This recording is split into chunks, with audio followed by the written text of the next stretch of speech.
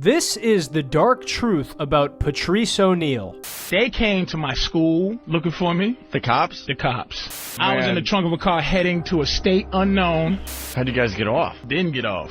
What'd you get charged for? I was 16, she was 15. Patrice O'Neal is one of the most iconic comedians to ever live. His legacy is still discussed often in the comedy universe today, but there's a dark truth about him and his past that a lot of people are completely unaware of. This dark truth was a pivotal point in Patrice's life that undoubtedly shaped his perspective on women, society, and the rest of the world around him. Before we talk about this dark truth, we need to take a brief moment to first understand what it was that made Patrice O'Neal such a breath of fresh air and enigma in the world of comedy. He was best known for his incredibly direct and unfiltered perspective that was served with the side of jokes. It didn't matter what the topic of conversation was either. Race, relationships, politics. If you were anywhere near Patrice, you were going to know exactly how he felt about it. As Norm Macdonald once said about Patrice, he had his truth and he was not going to take any prisoners. A lot of comedians never talk about religion or politics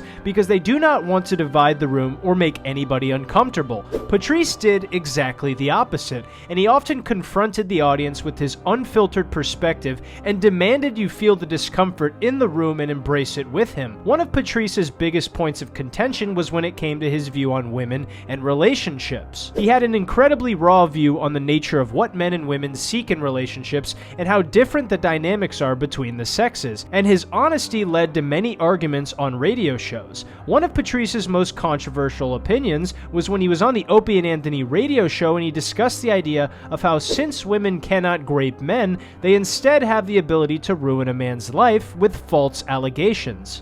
But that's what I'm saying. You can't, like, us for the most part. So I think that this is a way of kind of making it fair that false accusations can be put on men, and it's not as bad, but it's just if you go to jail for the rest of your life for something you didn't do.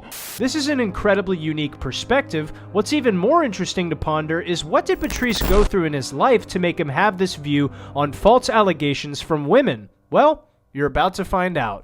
When Patrice O'Neal was just 16 years old, he spent several months in prison because he was falsely accused of grape. I don't want to see women go to jail for getting young. But I would like to see bitches go to jail for falsely accusing motherfuckers of rape. I would like to see. Do you think that happens that much that you really need to make a... Yes. Does it? Yes. Do you have a story? I mean... Yes. This time in prison dramatically affected Patrice's outlook on everything. I can only imagine that when you do time in prison for a crime you did not commit, that it certainly makes you much more of a realist about the world around you. He shares this story on the Opie and Anthony radio show, and to say the least, it is incredibly cold. Let's jump right into it. What actually happened is we was going to get some other pussy. Wow, this is a long fucking time ago. Yeah. Shit. Holy shit. We was... Wow, he's getting nervous. It's like he's testifying. Yeah, it's like he's on the fucking stand. Well, I don't recall. It happens. That's why it's hard to talk about this type of shit. Take your coat off. Relax a little bit. You're heating up.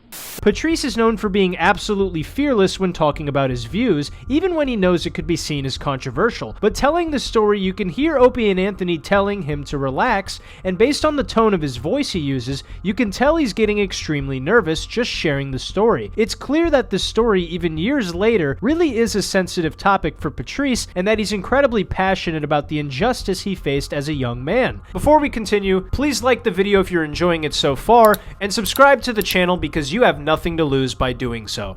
Anyway, let's continue. It's 5 of us. Uh-oh. And we're hanging out. And it was we used to hang out in the suburbs of Boston. So what happens is we go out. We're going to look for these other girls that we met like 3 days ago. 3 days before. Going to find them. So we meet 2 other girls who are looking for those girls that we were looking for, brother and his friends. All right. So they was going to the brothers, we was going to the sisters. Okay? Couldn't find them. So we just go, hey, let's all hang out. So in the car, there was a black girl and a Portuguese girl. So the black girl's in the back, fucking with the 3 other dudes. Me and the other guys in the front. We were the oldest. In the front, he was driving. The Portuguese girl's in the middle. Yeah. White girl. I was on this end. They're back there feeling her on the black girl's like, she's like, what are you doing? Stop it. So the white girl goes, oh, God. These they don't even realize that she's a talker. I'm a doer. Oh. So we take her back to my place. I spared you the details of the hookup, but in sum, it was a fully consensual encounter. Where Patrice and his friends went wrong was when they talked about the encounter to one of his friend's cousins. This is where things go really, really south. Let's continue. This is where the comes in. This is 2 weeks later. This chick, we'll call it Janet. We told one of the guy's cousins who goes to school with the that this chick, we did this, yeah, we had a fun time 2 weeks ago. So this chick, he goes and grabs her. He blackmails her. Says, listen, if you don't suck my Oh, no. I'm going to tell everybody what you did in Boston 2 weeks ago. She sucked his after she sucked his oh, boy. Oh, no.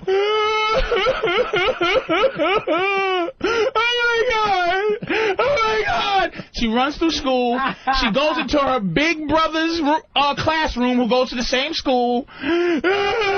Such and such me. And then she goes. Uh-oh. Uh-oh. And I got in Boston 2 weeks earlier. Oh, no. What? This really is a bone-chilling story, and Patrice really tells it like we're all his younger brothers sitting with him by a fireplace. The girl gets blackmailed by one of the guys they told, and then when she reports the situation, she also goes on to claim that the hookups in Boston that Patrice was involved in were also non-consensual. What happens next is even crazier. Let's continue. That's why I love my mother like I don't love anybody else. My mother found this out. She came home from where she was. And this is bad karma because she was at a funeral and I was doing my. She comes on, what the is going on here? Because she saw something in the laundry that wasn't supposed to be in the laundry, like sheets or something. She said, what the you doing? You know, I was not the age when I'm washing anything. Yeah. I tell her the story. My mother puts me in the trunk of a car and sends me out of town. They came to my school looking for me. The cops? The cops. Oh, damn. They came looking for me to arrest me at school and arrest everybody at school, and I was gone already. My mother said, this is you, And when I told her it was a white girl, she went, oh, man. I was in the trunk of a car heading to a state unknown to hide out from this situation. So about a month later, I came back. Patrice's mom is a real one for this. She immediately saw the situation and knew how bad it could have gone. So she went on the defense and protected her son the best she could from what she knew was coming, and tried her absolute best to help him prepare to go to war for his life. On a side note, it's kind of funny to me to think of a massive 6'4" Patrice O'Neal laying in the trunk of his mom's small car. Anyway, let's continue. Came back to school. Wow. I had to go through the process. How'd you guys get off? Didn't get off. You didn't. Didn't get off. What'd you get charged for? I was 16. She was 15. Did they whittle it down to something? It was not whittled down to anything because they said you either plead guilty or you can go to court. We decided to go to trial, but we admitted, we did. Yeah. But it's 16, 15. That's statutory. That was statutory. That's it. They like the time. How long did you do? You did time? How long? 2 months. So Patrice was falsely accused, and he then proceeded to spend 60 days in prison for a crime that he did not commit. What an absolute nightmare of a story. Patrice then starts to talk about the judge in his case that was known for being incredibly lenient. This was seemingly him and his friends saving grace and their only way out of prison. Let's continue. There was a judge who was known for being lenient. This is why I learned this thing, because he read a book. He's like, these guys didn't fucking do this. You know, he didn't force his way. And the bitch was in court going, and then they fucking did this, and then they did that. This is Boston, and they just wrote something about him, how he's too lenient on shit. Oh, no. So this is what they did. Sentenced us in February to the summer. This is what he said. This is just to teach you guys that, you know, that sex is not all about this stuff that you're doing. We're going to sentence you during the time of love, summertime. Just so you know why your other people are cultivating their relationships. So the judge told Patrice and his friends that as a lesson, they would be spending time in prison, and the judge considered it a sentence during the time of love. Patrice then spends the next few minutes talking about his time in prison and some of the disturbing details of his time incarcerated. Let's continue. So I'm going in, and I'm choking back tears like a motherfucker, you know? Yeah. And finally, they go, yo, big man, yo, fat man, come here, man. Man, let me talk to you. But they were like country. Come here, fat man. I go, what's up? I said, man, what the you in here for? Oh, I'm walking with him. I'm telling them the story. Because why they called me was, why the is your co-defendant not taking showers? He's fucking stinking, man. Somebody gonna kill him. Oh my God. Yeah. Finally, I told them the story, and I'm just the drum roll, the stabbing drum roll. Where's the payoff now? They go, what? You in here for that pulling a train? Everybody in this motherfucker did that, and you in jail for it? Oh, shit. Don't you ever let me see you in here again? But nobody ever me because it was such bullshit. It was just such... So after Patrice spills the beans to the other inmates about how he and his friends got locked up, they actually became incredibly upset for Patrice and his peers because obviously the reason they were put in prison was complete and utter crap. Luckily, because of this, Patrice and his friends were never violated in prison by the other inmates. Patrice then reflects on how ridiculous the entire situation is, but at the same time he expresses gratitude that he wasn't locked up for longer. Let's continue this. Nah, it was just bullshit, dude. It was like the worst thing, and the only thing I think of is I could have been in there forever on some like that in Boston. I know most that went for a long time. They put us in there for like 2 months because we go, yeah, we f***ed her. But it's like, that's all. Because obviously it was so obviously bullshit. It was that so they couldn't obviously put you in bullshit there that any they longer, couldn't right. just destroy lives, which they did destroy lives. Yeah. Because I bumped into a couple of other guys. One guy ran and they never caught him. Black guys are the most wanted to be f***ed guys in the world, but can't be f***ed. They're not allowed.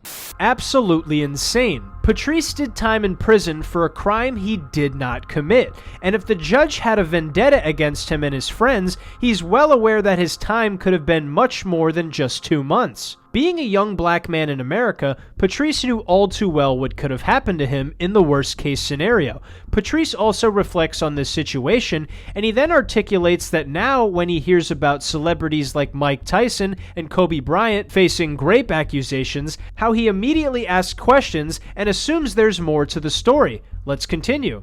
When I heard that Kobe shit, I'm like, I know what happened. You know what I'm saying? Whatever happened, Kobe didn't take no.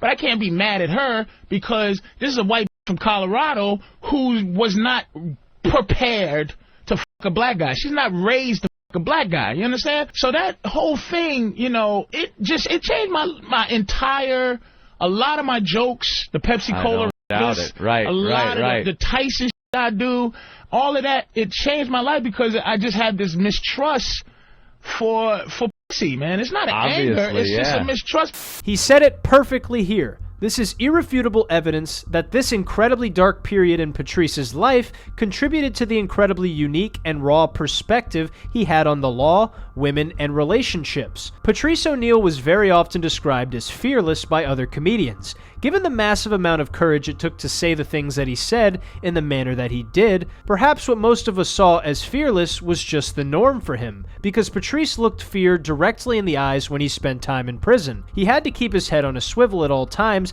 because he never knew what could have happened next, given the vicious and unrelenting nature that lies behind those treacherous prison walls. In his time, Patrice often upset members of the audience at comedy shows and on the radio just by sharing his lens of how he sees the world, because these people were not ready to hear how he felt. Many comedy fans ask how Patrice O'Neal had the fortitude, the balls, to tell it exactly how he saw it, time and time again, given all that he could lose by upsetting the wrong people. To that question, I would assume the answer is that given the fact that Patrice almost lost everything over being falsely accused of a crime he did not commit, the last thing he would ever be scared of was the thought of someone not liking him, just for how he honestly felt about the world around him. When something that's fake can take almost everything away from you, what more could you possibly lose by just being real? This was the dark truth about Patrice O'Neal.